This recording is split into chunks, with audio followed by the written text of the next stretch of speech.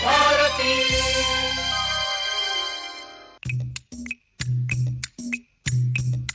पिटारा।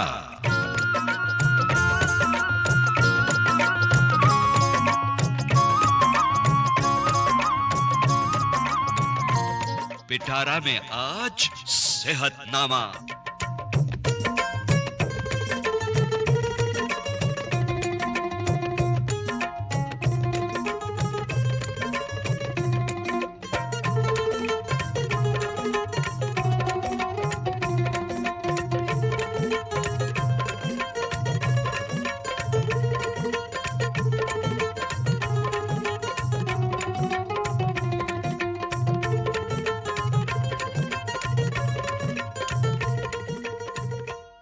सेहतनामा कार्यक्रम में आप सभी को यूनुस खान का नमस्कार। सेहतनामा कार्यक्रम में हम हमेशा बातें करते हैं मनुष्यों के स्वास्थ्य की, उनकी शारीरिक और मानसिक समस्याओं की।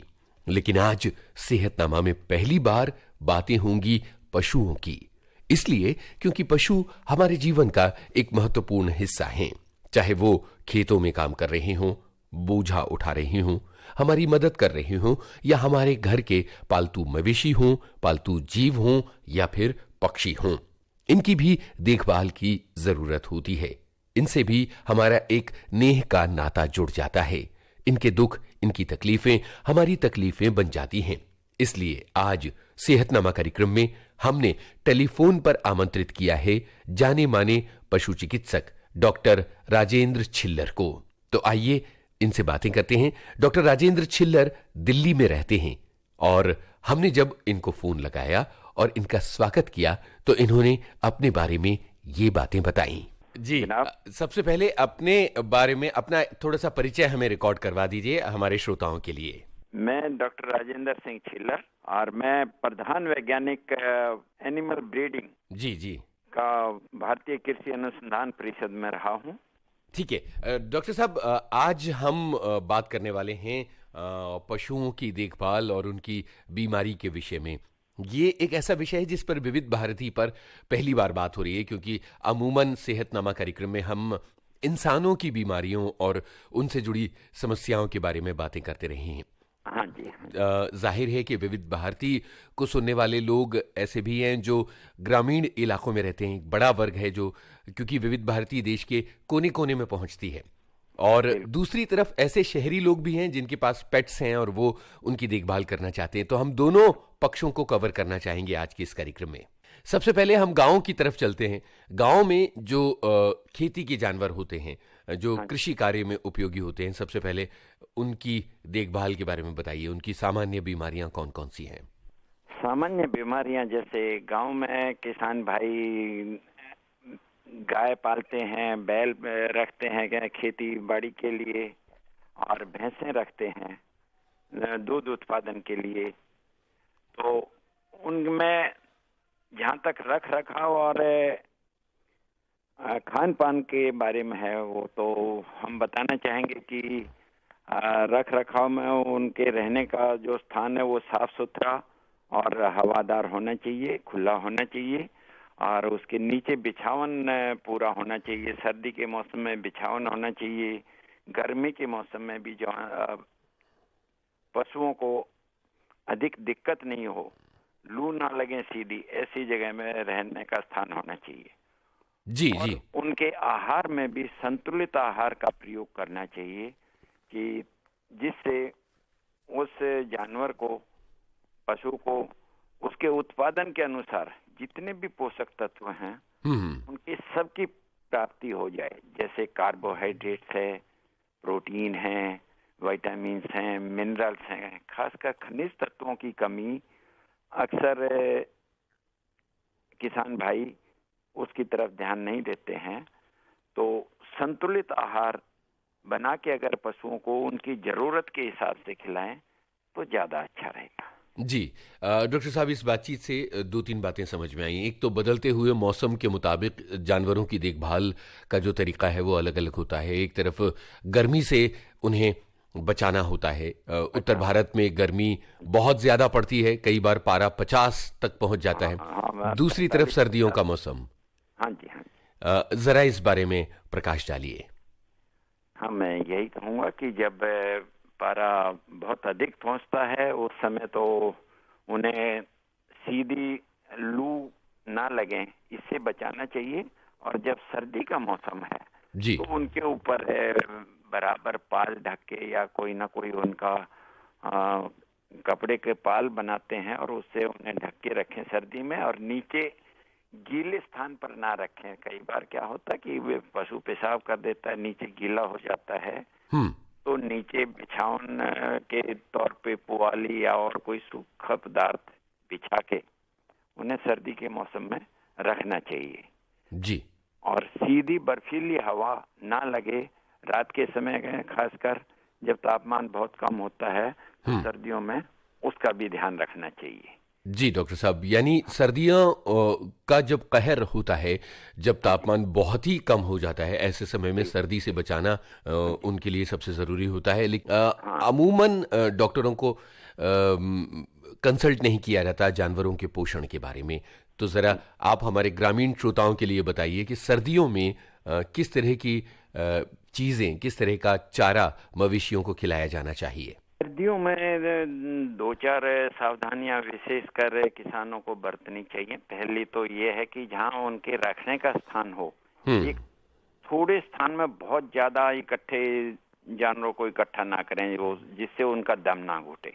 पहली बात कि बहुत छोटे स्थान में अगर बहुत ज्यादा जानवर भर देंगे तो उनके दम भी घुटने लगता है और उन्हें निमोनिया और इस तरह की जो बीमारी आती हैं वो ज्यादा आएंगी। जी जी। दूसरा, जो छोटे बच्चे होते हैं उनको भोजन देते हैं, उनका चारा दाना देते हैं, उसमें खासकर ध्यान रखें वो छोटे बच्चे पैर ना रखें। कई बार क्या होता है कि पैर गंदे होते हैं, पैर में गोबर लगा होता है और उसमें जो परजीवी होते हैं वो भी कई बार खाने में मिल जाते हैं और उससे भी कई बार छोटे बच्चों को दस्त वगैरह की समस्या हो जाती है। जी। इन दिनों में जो पशुओं को लगते हैं बाह्य परजीवी बहुत परेशान करते हैं। अच्छा। जैसे कीचड़ है, क्लील है, लीक है, धेरा है। खासकर जिन पशुओं के शरीर में बाल बड़े होते हैं, कई बार छोटे कटड़े, कटिया, जी, तो उनमें बाह्य परजीवियों की बहुत समस्या होती है।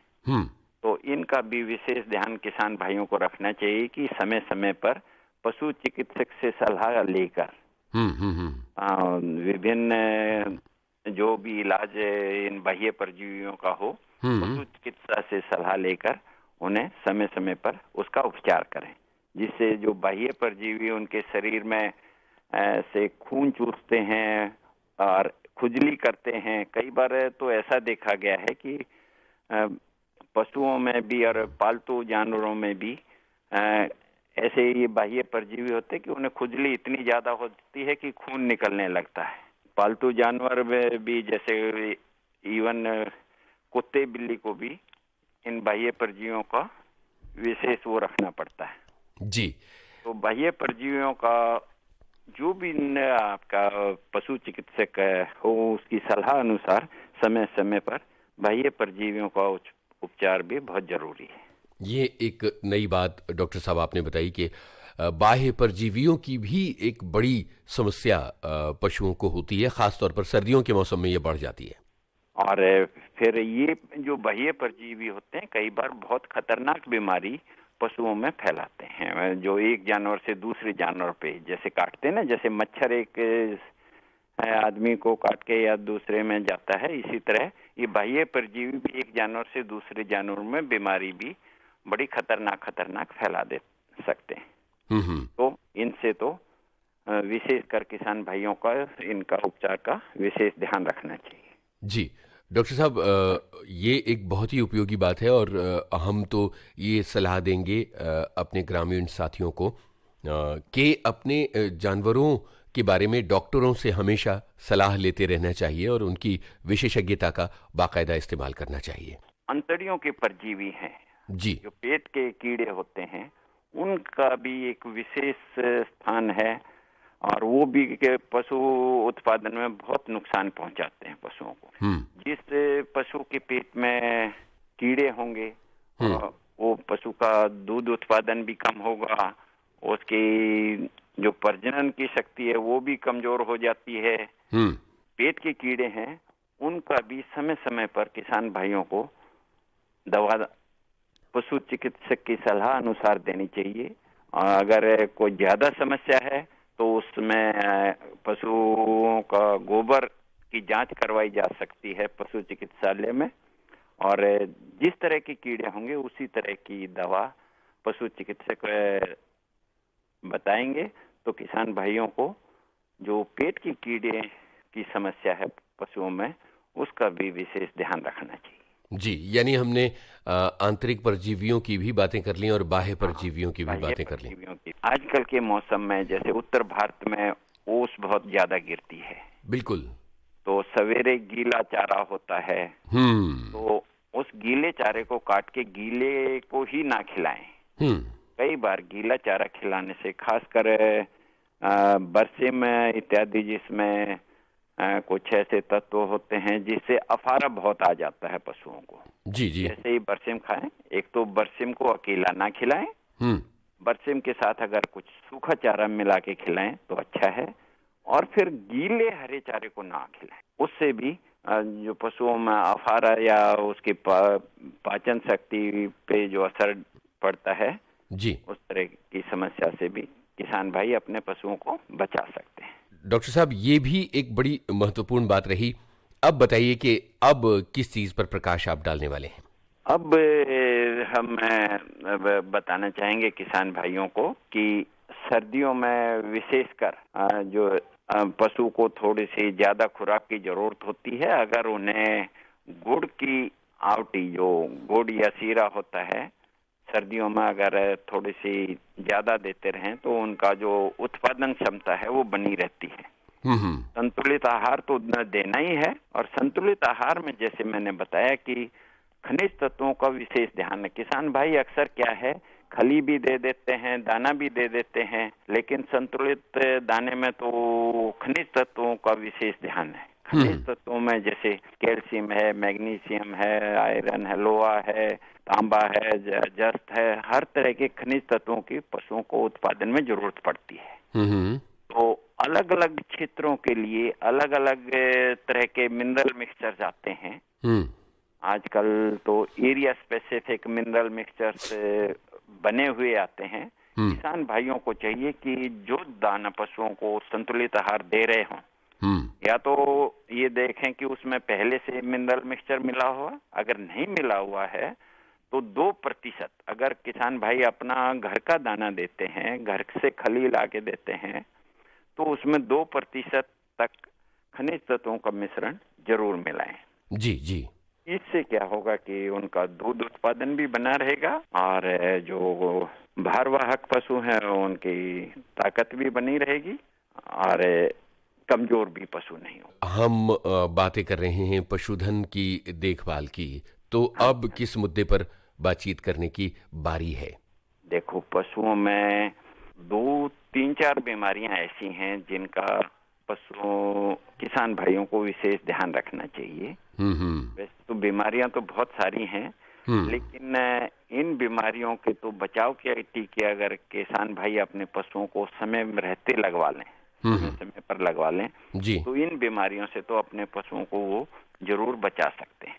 जैसे सबसे गाय भैंसों की, और जो 2 खुर वाले पशु हैं, क्लोवन फुटेड एनिमल हम कहते हैं, इनमें चाहे भेड़ हो, चाहे बकरी हो, गाय भैंस इत्यादि जो हैं, इनमें मुंह पका खुर पका की बीमारी होती है, फुट एंड माउथ डिजीज। तो इस बीमारी से बचाव के टीके साल में 1 या 2 बार, जिस हिसाब से ये बीमारी उस इलाके में फैलती है, उस हिसाब से अगर हर 6 महीने में लगवा लें तो बहुत अच्छा, नहीं तो हर साल तो जरूरी ही इस बीमारी से बचाव का टीका सभी किसान भाइयों को अपने पशुओं को लगवाना चाहिए जी।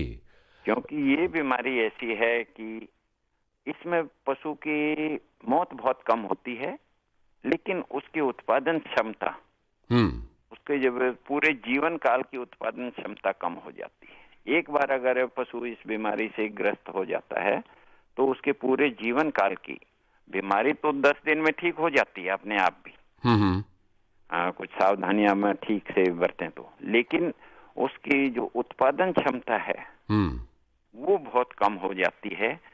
बीमारी के दिनों में तो बिल्कुल ही खत्म हो जाता है उत्पादन, और लेकिन बीमारी के बाद भी जैसे उसकी प्रजनन शक्ति कम हो जाती है पूरे जीवन की। दूसरा, उसकी उत्पादन क्षमता पे भी असर पड़ता है और उसकी मांसपेशियों पे भी असर पड़ता है। तो इस बीमारी से बचाव का टीका ज्यादातर राज्य सरकारें ये टीके मुफ्त किसानों को उपलब्ध कराती हैं। तो उन टीकों को किसान भाइयों को, अपने पशुओं को समय रहते बस किसान भाइयों को यही करना है कि नजदीकी पशु चिकित्सालय में जाकर वहाँ पशु चिकित्सक से बात करके, अच्छा ये होगा कि ज्यादातर गांव के किसान इकट्ठा ही एक दिन पशु इकट्ठे कर लें और वहाँ जाके पशु चिकित्सक जाके टीकाकरण कर दे। तो इस खतरनाक बीमारी से अपने पशुओं को किसान भाई बचा सकते हैं। क्या बात है। तो ये टीकाकरण की बातें हो गई, जानवरों को किस तरह से टीके लगाए जाने चाहिए, और ख़ास बात यह है कि सरकार ये टीके सरकारी अस्पतालों में प्रदान करती है, वहाँ किसान भाई जाकर लाभ उठा सकते हैं। हाँ जी। इसी तरह दूसरी बीमारी है गलघोंटू। गलघोंटू की बीमारी पशुओं में होती है, खासकर जैसे बरसात के मौसम में ये बीमारी अधिक फैलती है। गलघोंटू की बीमारी, इसमें क्या होता है कि पशु का गला सूज जाता है और उसे सांस लेने में तकलीफ होती है, और इसमें कई बार तो ऐसी बीमारी एक्यूट होती है कि इस बीमारी में इलाज जब तक मिलता है जब तक पशु की मौत हो जाती है। तो बहुत सारे पशु, जब भी इस बीमारी का आउटब्रेक होता है तो बहुत सारे पशु इससे मर भी जाते हैं। तो किसान भाइयों को चाहिए कि बरसात के मौसम से 1-2 महीने पहले ही इससे बीमारी की पूरी रोगरोधी शक्ति पशुओं में आ जाए, तो उसके लिए किसान भाइयों को चाहिए कि इस बीमारी के बचाव के टीके भी पशु चिकित्सक से समय लेकर और उनकी सुविधा अनुसार अपने सभी पशुओं का टीकाकरण करवा लेना चाहिए। लंगड़िया बुखार एक दूसरी बीमारी है, ब्लैक क्वार्टर। अच्छा जी। हाँ।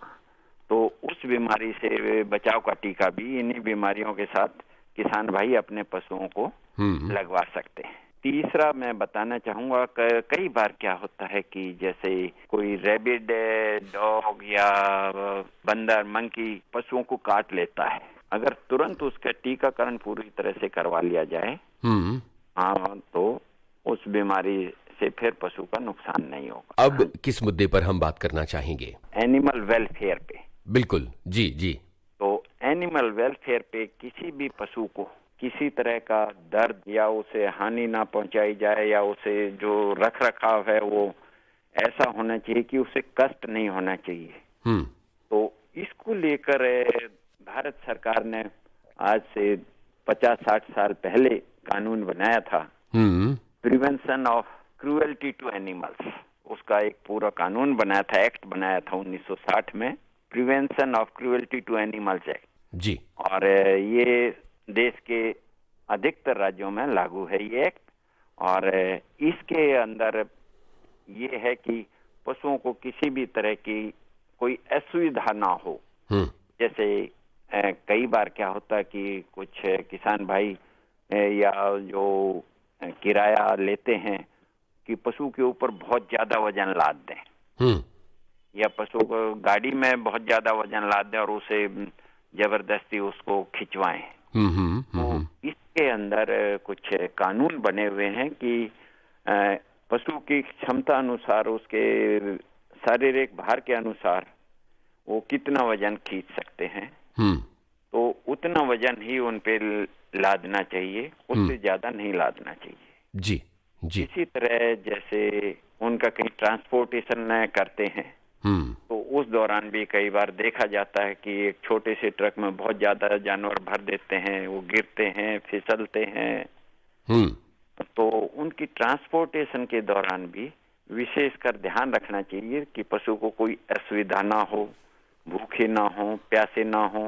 समय समय पर कई बार जैसे रेलवे में भी पशुओं को भेजा जाता है, तो उस दौरान उनके साथ अटेंडेंट होना चाहिए, उन्हें समय समय पर खाना उपलब्ध होना चाहिए, पानी उपलब्ध होना चाहिए। तो इन सब बातों का ध्यान रहे जिससे पशुओं को किसी तरह का कोई कष्ट नहीं होना चाहिए। जी बिल्कुल। कुछ ट्रेनर्स, कुछ परफॉर्मर्स भी एनिमल्स के ऊपर जो अत्याचार करते हैं, तो उस तरह के अत्याचारों का भी इस एक्ट में वो है कि भाई किसी तरह पशुओं पर अत्याचार नहीं होना चाहिए। अलग अलग स्टेट्स में सोसाइटीज बनी हैं, एनिमल वेलफेयर बोर्ड बना है इंडिया, पूरे देश का animal welfare board of India. तो उसकी उनकी अलग अलग स्टेट्स में अलग अलग कमेटीज हैं, वो इन सब के जो इस एक्ट के प्रावधान हैं उन सब का ध्यान रखते हैं कि किसी तरह से कहीं भी पशुओं पर कोई अत्याचार ना हो, उन्हें कष्ट ना दिया जाए और उनके रख रखाव भी ठीक से नहीं। कई बार जैसे कोई किक करता है, कोई उसे हिट करता है या मारता है, तो वो भी एक अत्याचार की उसमें आता है और उसके खिलाफ भी कार्रवाई की जा सकती है। जी बिल्कुल बिल्कुल। जानवरों पर ये जो अत्याचार की बात है, ये आपने एक बहुत जरूरी मुद्दा उठाया है। हमने अभी तक जोर दिया ग्रामीण इलाकों के जानवरों के बारे में, और ऐसे जानवर जो अमूमन कृषि कार्य में लगाए जाते हैं और इसलिए उनका पालन किया जाता है। बहुत सारे पेट्स होते हैं, जैसा कि शुरुआत में मैंने कहा था कि हम पेट्स के बारे में यानी पालतू जानवरों के बारे में भी बात करेंगे, वो चाहे शहरी इलाके के हों या ग्रामीण इलाके के। पहले शहरी इलाकों में जो लोग पालतू जानवर, अलग अलग तरह के जानवर और पक्षी रखते हैं, उनकी बात कर ली जाए, फिर वापस गांव की तरफ लौटेंगे। शहरी क्षेत्र में जैसे अधिकतर लोग पालतू जानवर के रूप में कुत्ता रखते हैं जी, तो उनको मेरी तो यही सलाह है सबसे पहले कि उनका रहने का स्थान होना चाहिए मालिक के पास। रहने का पूरा स्थान नहीं हो, उन्हें कुत्ता नहीं रखना चाहिए, क्योंकि कुत्ता एक ऐसा जानवर है जिसे खुलापन मिलना चाहिए। हर समय उसे बांध के रखना भी एक तरह से उसके ऊपर अत्याचार है। तो कई बार जैसे खुला घूमना चाहिए, या तो छत पे घूमे या कहीं नीचे गार्डन हो आपका उसमें घूमे, उसे प्रॉपर एक्सरसाइज मिले और उसका रहने का स्थान साफ सुथरा हो, तभी कुत्ता पालना चाहिए। कुत्ता हो या बिल्ली हो, इन सब को, और फिर उनकी रुचि के अनुसार उनका खाना भी पूरी मात्रा में दिया जाए।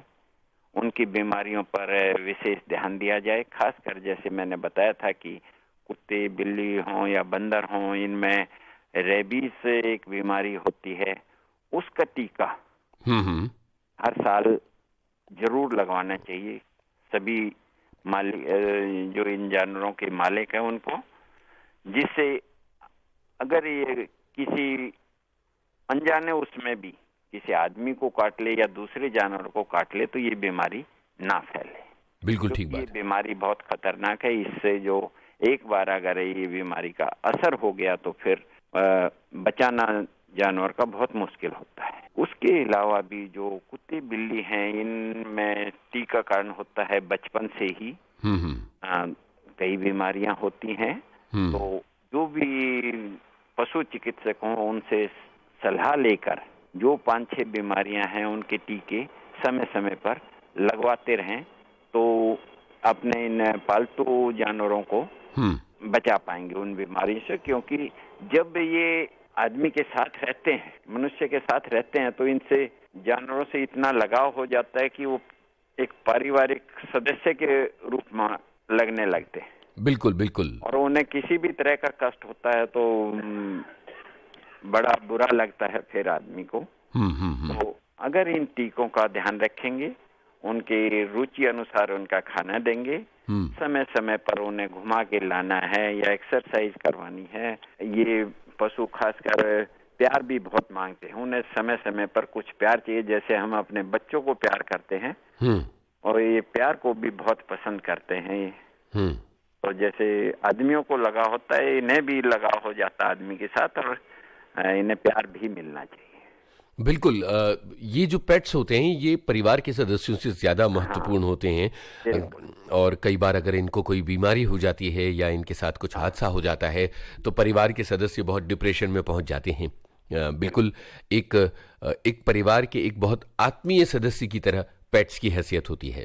इन बातों का ध्यान रखेंगे तो इस तरह के जो कष्ट होते हैं या जो सुविधाएं होती हैं उनसे हम सब बच सकते हैं। अच्छा, बिल्कुल और बिल्कुल। जैसे मैंने बताया था कि इन्हें भी बाह्य और आंतरिक परजीवियों से भी इन जानवरों को भी बचाना पशु चिकित्सक से समय समय पर दवा वगैरह पूछ के इन्हें देते रहने चाहिए, जिससे वो समस्या भी इन पशुओं में भी ना आए।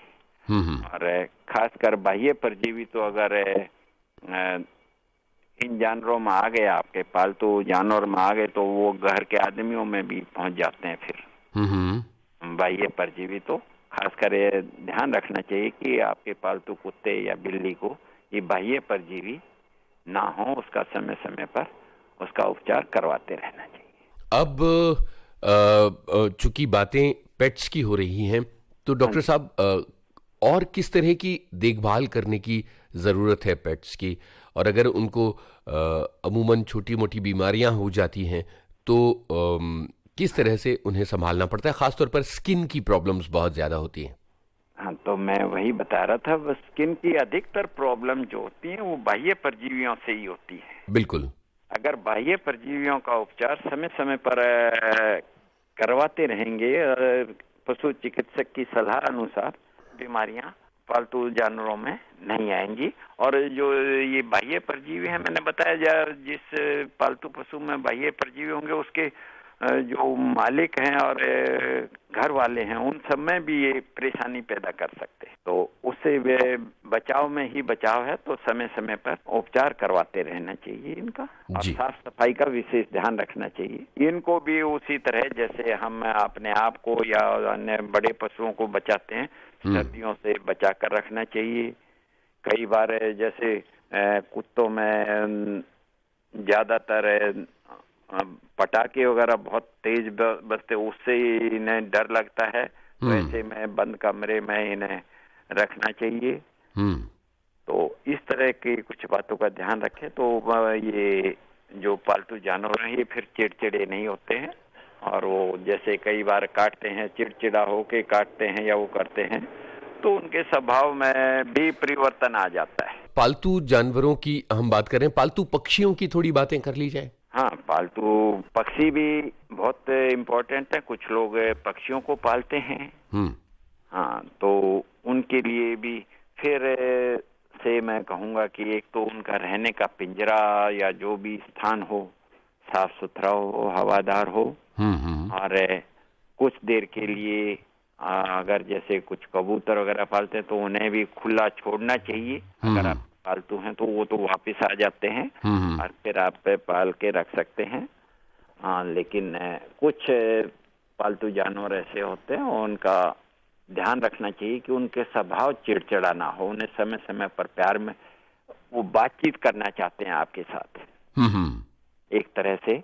तो इंसान जैसे आपस में बात करना पसंद करता है, प्यार करना पसंद करता है, ये पक्षी भी प्यार चाहते हैं। आप उनके साथ बातें करेंगे तो आपको लगेगा कि ये भी हमारी बात का आनंद उठा रहे हैं। हाँ, तो इन छोटी छोटी बातों का ध्यान रखना चाहिए। और फिर जैसे मैंने बताया, चाहे वो बाह्य परजीवी हों चाहे आंतरिक परजीवी हों, उन सब का तो पशु चिकित्सक की सलाह अनुसार इन्हें समय समय पर पानी में या किसी तरह दवाई देते रहना चाहिए। जी बिल्कुल। जैसे मुर्गी पालन है तो मुर्गी पालन में भी बहुत सारी बीमारियां हैं, उनके टीके पशु चिकित्सक की सलाह अनुसार समय समय पर लगवाने चाहिए। उन्हें रहने का स्थान भी पूरा मिलना चाहिए। और अंडे देने के लिए भी केज बॉक्स अगर डाक में हो तो ज्यादा अंडा उत्पादन होता है। और अगर आप ये खेत घर के आंगन में अगर मुर्गियां पाल रहे हैं तो उनका भी ध्यान रखना चाहिए कि किसी तरह के बाह्य जानवर जैसे स्ट्रीट डॉग, स्ट्रे डॉग वगैरह उन्हें परेशान ना करें। उन्हें घूमने का स्थान भी मिलना चाहिए और उनके खाने का भी विशेष ध्यान रखना चाहिए। तो उससे कुछ लोग चाहते हैं कि भाई हम अपने घर में ही ऑर्गेनिक अंडे पैदा करके और खाएं, अपने भोजन में हमें ऑर्गेनिक वो मिले, तो उस तरह की जैसे उनकी फिर जो खाद होती है इनकी बीटों से और उससे बनती है, उससे किसान भाई सब्जी उगा सकते हैं अच्छी। ऑर्गेनिक सब्जी उगेगी, अपने घर में ऑर्गेनिक सब्जियां खाइए और अंडे भी आपके अच्छे होंगे और स्वस्थ होंगे और आपका स्वास्थ्य भी बना रहेगा। अब किस मुद्दे पर आप अपनी अमूल्य जानकारियां देने वाले हैं? खासकर ध्यान देना चाहिए कि इन्हें समय पर खाना मिले। जैसे समय का अगर एक निर्धारण हो ना तो बहुत अच्छा रहता है। जो हमारा डाइजेस्टिव सिस्टम, जैसे हम चाहते हैं कि भाई ये ना हो कि एक बार तो 12 घंटे बाद खाना दिया और एक बार 2 घंटे बाद ही खाना दिया। समय अनुसार अगर इन्हें खाना मिलता रहे, संतुलित आहार जिसे हम कहते हैं, तो संतुलित आहार खिलाए, तभी ये चाहे पशु हो, चाहे पक्षी हो, चाहे कोई भी जीव हो, उसका एक नियम से खाना पानी, और पानी भी देना चाहिए तो साफ पानी, पीने योग्य पानी होना चाहिए। कई बार देखा है कि किसान भाई गंदा पानी भी अगर तालाब में हो तो उसे पशुओं को पिलाते हैं, उससे कई बार उन्हें बीमारियां अधिक होती हैं। इन पशुओं को साफ पानी पिलाना चाहिए और समय अनुसार उसका विशेष ध्यान रखना चाहिए कि भी ठीक समय पे खाना मिले पशुओं को, ठीक समय पे उनका वो हो। और एक सलाह मैं किसान भाइयों को और देना चाहूंगा कि जिस खुरली में खाना खिलाते हैं पशुओं को, कई बार क्या होता है कि किसान भाई उन्हें चारे को भिगो के, सूखा चारा होता है उसे भिगो के जिससे वो नरम हो जाए खाना खिलाते हैं, तो गर्मी के मौसम में उस खोर में कई बार वो चारा सड़ जाता है, तो उससे भी पशुओं में बीमारियां आती हैं। तो उस खोर को भी रोजाना साफ करके और उसे सुखाना चाहिए, फिर दोबारा उसमें चारा भिगोने से पहले। जी बिल्कुल। गर्मी के मौसम में अगर खल को भिगो के खिलाते हैं तो उसे बहुत ज्यादा टाइम तक ना भिगो, ये नहीं कि वो 24 घंटे भीगती रहे और उसमें सड़न पैदा हो जाए, उससे भी पशुओं को असुविधा होती है, बीमारी भी हो सकती है, इन्फेक्शन हो सकता है। पशु प्रेमी हैं या जीव प्रेमी हैं, जी जी जी, तो मैं यही कहना चाहूंगा कि पशुओं को भी हमें वही दर्जा देना चाहिए जो हम मनुष्य को देते हैं। उसके ऊपर किसी तरह का अत्याचार ना करें। क्योंकि वो बोल नहीं सकते पशु, अधिकतर वो अपना संवाद नहीं कर सकते जी, तो उन्हें किसी तरह का कष्ट ना हो, दुख ना हो, उन्हें अत्याचार ना हो। कई बार किसान भाई गुस्से में मारते हैं, पीटते हैं, जिसका उन पे कोई फायदा नहीं होता। हाँ, तो इस तरह का अत्याचार हमें किसी भी जीव पे करने का कोई अधिकार नहीं है।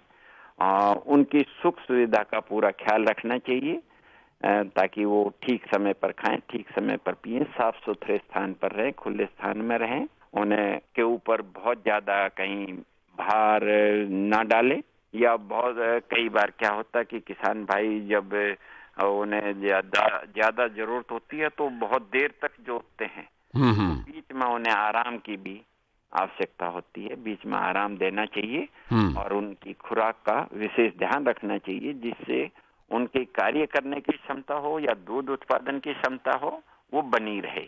जी जी, तो उसके अनुसार उसे खाना भी संतुलित आहार पूरी मात्रा में उसकी जरूरत के अनुसार, उसके उत्पादन के अनुसार देते रहना। जी डॉक्टर साहब, बहुत ही उपयोगी जानकारियां आपसे मिली हैं और निश्चित रूप से हमारे तमाम श्रोताओं को इससे लाभ होगा, और जाहिर है कि उनके कुछ सवाल भी होंगे जो वो विविध भारती के पते पर भेजेंगे और हम दोबारा आपसे कभी संपर्क करेंगे।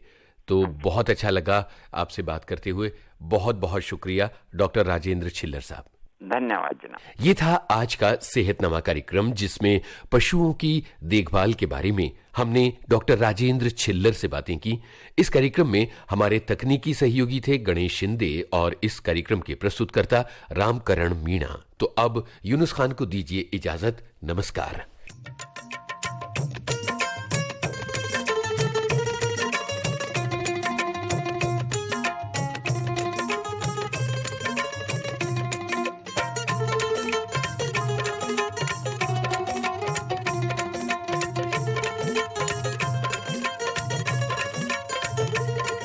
आज के पिटारे में था सेहतनामा, जिसकी बारी पिटारे में हफ्ते में सिर्फ एक दिन आती है। वैसे पिटारा तो सातों दिन खुलता है। हर रोज सुनिए।